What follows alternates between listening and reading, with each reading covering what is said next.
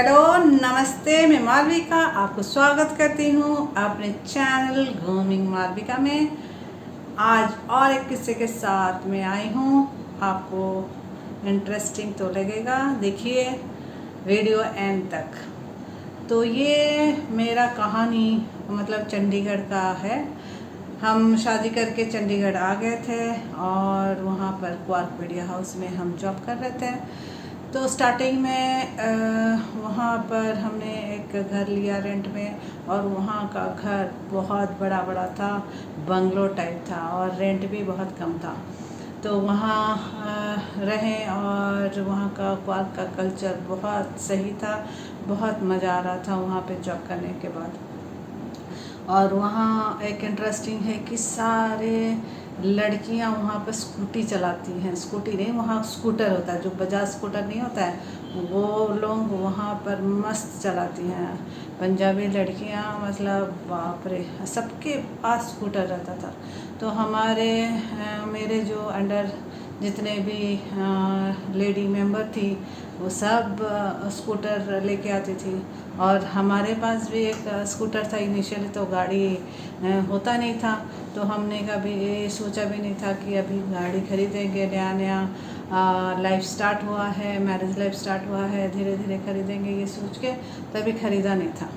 लेकिन वहाँ पर लोगों के पास टू व्हीलर के साथ साथ फोर व्हीलर भी होता था। सबके घर के आगे किसी का दो गाड़ी है, किसी का 3 गाड़ी है। मतलब सारे अच्छे घर के होते थे। उनका फाइनेंशियल कंडीशन बहुत सही रहता था, तो इसीलिए उनके पास एक क्या 2-3 गाड़ी भी होता था। तो एक बार क्या हुआ ना, हमारा एक कोई कुलीग का एनिवर्सरी था, तो उन्होंने हमें इनवाइट किया। हम इनवाइटेड थे, तो वो वहाँ पर एक बड़े से रिजॉर्ट में उनका एनिवर्सरी सेलिब्रेशन का हमें इनविटेशन मिला। तो हम निकल गए वहाँ अटेंड करने के लिए, और हम गए थे अपने स्कूटर में। तो वहाँ पे सब कोई अपना अपना गाड़ी पार्क कर रहे हैं, और हमने जैसे अपना स्कूटर पार्क किया, वो साइड में एक बड़ा सा गाड़ी आके हमारे साइड में पार्क किया, और वहाँ से निकला हमारा एक जूनियर। हमें इतना ख़राब लगा। हम बोले हम टीम लीड होके हमारे पास स्कूटर है, और ये देखो बच्चे लोग गाड़ी में आके पार्किंग कर रहे हैं हमारे साइड में। तो बहुत उस दिन इतना बुरा लगा कि सोचो मत। फिर हम वहाँ से जब वापस आए, फिर हमने बहुत सोचा कि नहीं अभी तो जैसे भी हो गाड़ी खरीदना है। फिर हमने दोनों डिस्कशन किया दिलीप और मैं। फिर देखा कि नहीं ज़रूरत तो है गाड़ी का, तो चलो ख़रीद लेते हैं। फिर हमने हमारा फर्स्ट गाड़ी सेंट्रो था, बहुत सही गाड़ी था। हमें तो बहुत मज़ा आ रहा था। गाड़ी खरीदने के बाद यहाँ घूमे। फिर दिलीप ने ड्राइविंग सीखा। वो मतलब बॉयज़ तो थोड़े दिन में ही गाड़ी सीख जाते हैं, उनका कोई ज़्यादा उनको इतना सिखाने का ज़रूरत नहीं होता है। तो दिलीप ने गाड़ी सीख लिया, गाड़ी चलाने लगे। तो फिर 1 वीक के बाद हमने डिसाइड किया चलो कहीं घूमने के लिए चलते हैं। तो हम डिसाइड किए चलो कसौली चलते हैं। कसौली तो एक हिली एरिया है, और हिली एरिया में चलाने के लिए ड्राइवर को थोड़ा प्रो होना पड़ता है, नहीं तो वो हिली एरिया में इधर उधर इतना स्लोप होता है, और वहाँ चलाने के लिए थोड़ा एक्सपीरियंस तो चाहिए। लेकिन दिलीप ने बोला नहीं मैं चला लूँगा, कोई दिक्कत नहीं। हमारे साथ और एक फैमिली फ्रेंड थे, वो भी राज़ी हो गए, हाँ चलते हैं मिलके। और तभी सानवी 6 महीने की थी, उनकी भी बेटी 7 महीने की थी। तो हमारे 2 छोटे छोटे बच्चों को लेके हम निकल गए सेंट्रो लेके कसौली। तो वो फर्स्ट ट्रिप था सेंट्रो में। दिलीप ने हिम्मत करके चला लिया, और इतना टर्निंग था वहाँ पे। दिलीप को बहुत दिक्कत हुआ, बट समहाउ ही मैनेज्ड। मतलब मानना पड़ेगा। मतलब जो इतना न्यू लर्नर हो के कसौली लेके गया और विथ फैमिली, हम तो डर के मारे पीछे बैठे थे कैसे करके हम पहुंच जाए भगवान के दुआ से। यही प्रार्थना कर रहे थे हम लोग दोनों बैठ के। लेकिन बहुत अच्छे से हम वहाँ कसौली पहुँचे, वहाँ एंजॉय किए। ये देखिए कुछ कुछ वहाँ का पिक्चर्स। हमारे बच्चे बहुत छोटे छोटे थे और उनको तो पता भी नहीं है कि हम कितना एडवेंचरस ट्रिप करके कसौली पहुँचे थे। लेकिन वो ट्रिप बहुत मज़ेदार था और अभी तक भी याद है। और एक किस्सा सेंट्रो के साथ बताती हूँ। तो मैं और दिलीप गए थे कुछ ख़रीदने के लिए। तो वो शॉप के आगे पार्किंग का कुछ ऐसे सुविधा नहीं था। तो हमने क्या किया, रोड के इस तरफ एक घर था, उसके सामने ही पार्किंग कर दिया। बस 2 मिनट का काम था। वो दिलीप उस तरफ जाके वो दुकान में जस्ट खरीद रहे थे और तभी ये जो घर के सामने जो पार्किंग हुआ था वो पंजाबी लेडी आके मेरे ऊपर चिल्लाने लगी, यहाँ कैसे रख दिया गाड़ी को, कैसे पार्किंग कर लिया, हम कैसे निकालेंगे गाड़ी, अभी हमें जाना है, हमारा इमरजेंसी है, मेरे पापा की तबीयत ख़राब है, हाउ डे यू। मतलब कुछ मतलब इतना एग्रेशन विदाउट एनी रीज़न वो मुझे डांटने लगी। मैं परेशान, ये क्या हो गया इसको।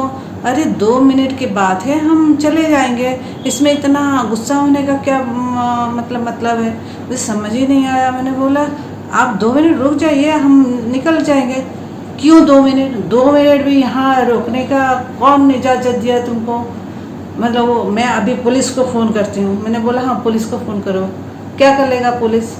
तो उसके पापा जी जो थे वो आके अपनी बेटी को समझाया, नहीं छोड़ो, हम चले जाएंगे, उनको निकालने दो, हमारा इतना अभी कौन सा इमरजेंसी है, आप चुपचाप बैठो वहाँ पे। वो डांटने लगे अपने पापा को और मेरे ऊपर चिल्लाने लगी और ऐसे आर्ग्यूमेंट में वो मुझे पूरा ऐसे धक्का दे दी।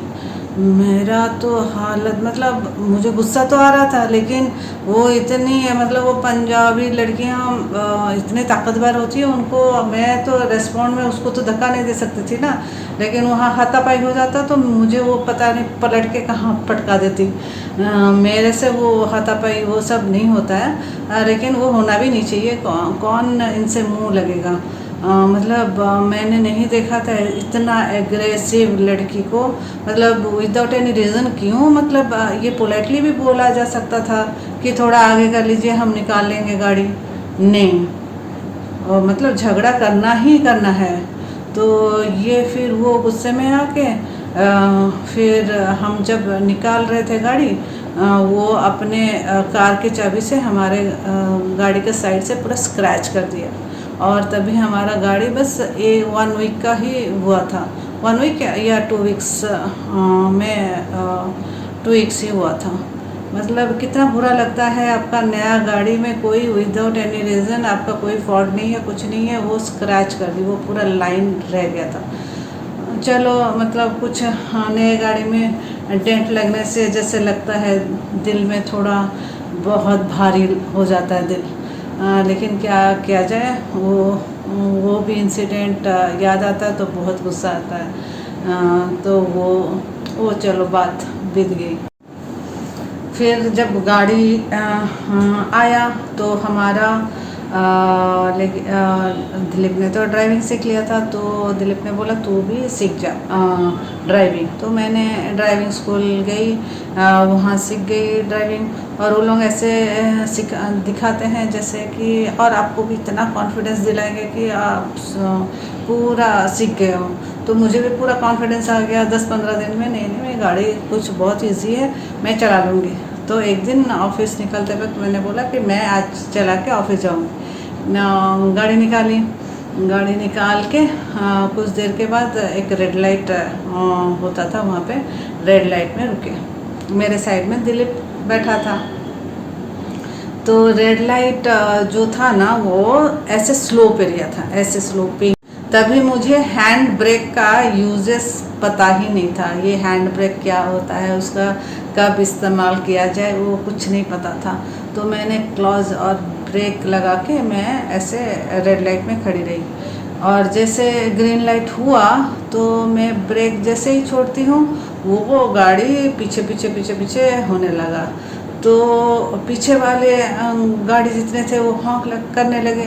मेरा पूरा पसीना पसीना हो रहा है, मेरा गाड़ी आगे क्यों नहीं जा रही है, मेरा गाड़ी मैं कैसे आगे जाऊंगी। मतलब हिम्मत करके एक्सीलेटर को इतना ज़ोर से दबाया कि वो गाड़ी ऐसे उड़ के वहाँ ड्रॉप हुआ आगे। वो पुलिस वाला एक खड़ा था, वो भाग के आया मेरे पास।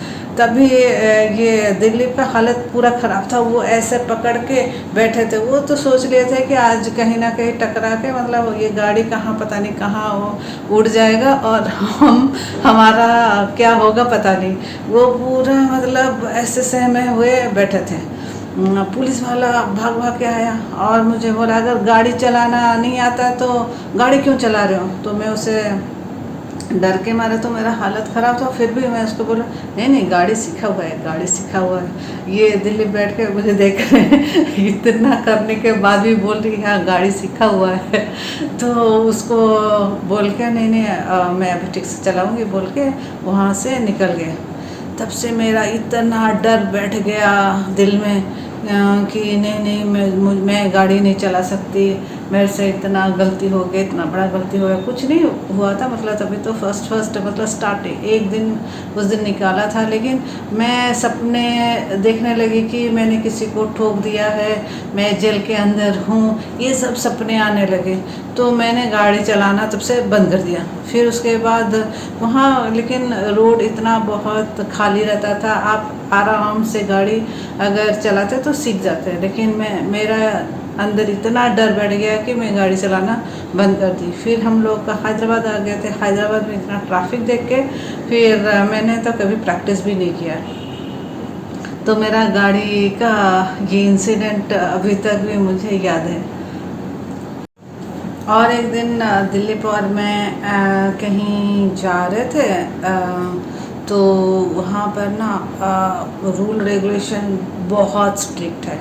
तो seat belt is a must there. मतलब मैं बोल रही हूँ ये 20 साल पहले का बात, मतलब सोचो चंडीगढ़ में तभी भी बहुत स्ट्रिक्ट रूल रेगुलेशंस था।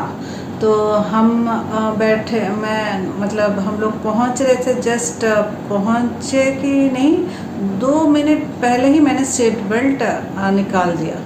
तो तभी जैसे ही वहाँ पर पहुँचे एक पुलिस वाला आ गया, बोला कि चालान लगेगा, आपका चाबी ले लूँगा। हमने बोला क्या हुआ, क्या गलती हुआ। बोला मैडम ने सीट बेल्ट नहीं पहनी है। मैंने बोला अरे अभी अभी निकाला मैंने। नहीं अभी तो आप रुके तब भी आपका सीट बेल्ट मैंने देखा नहीं। क्या समझाएं उसे, वो हमारा पेपर ले गया और उसके चक्कर में कोर्ट जाना पड़ा 2-3 बार। मतलब इतना प्रॉब्लम हुआ वो आरसी वापसी लाने के लिए। तभी से हम सीख गए कि यहाँ पर इतना स्ट्रिक्ट रूल रेगुलेशन है और पूरा फॉलो करना है। तो बैठ गया था कि जब तक गाड़ी बंद नहीं होता मैं तब तक सीट बेल्ट नहीं निकालती थी। तो ये सबक तो वहाँ सीख गए थे हम लोग। और जब हम हैदराबाद आए यहाँ पूरा उल्टा, कोई रूल रेगुलेशन नहीं। वो पुलिस के सामने कोई चला जा रहा है, वो बुला रहा है इधर आओ उधर आओ, कोई नहीं सुन रहा पुलिस का। मतलब हेल एंड हेवन डिफरेंस था यहाँ का मतलब रूल रेगुलेशन। तो लेकिन अभी तो सब जगह स्ट्रिक्ट हो गया है। आप रोड सेफ्टी बहुत ज़रूरी है और आप रूल रेगुलेशन के हिसाब से आप अपना गाड़ी चलाइए और अपने आप को सुरक्षित कीजिए। फिर मिलेंगे और एक किस्से के साथ नेक्स्ट वीडियो में। तब तक बने रहिए। Bye bye.